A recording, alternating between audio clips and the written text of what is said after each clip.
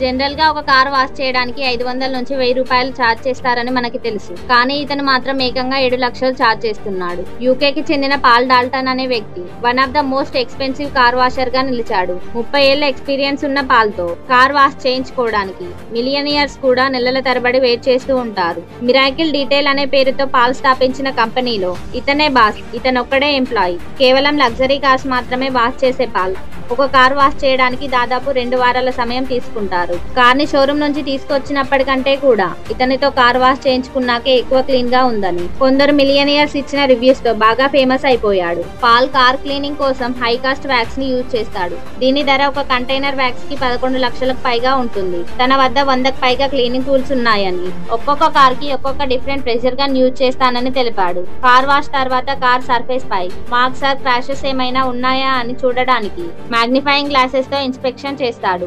Overall గా most expensive car washer గురించి మీ అభిప్రాయం ఏంటో కామెంట్ చేయండి.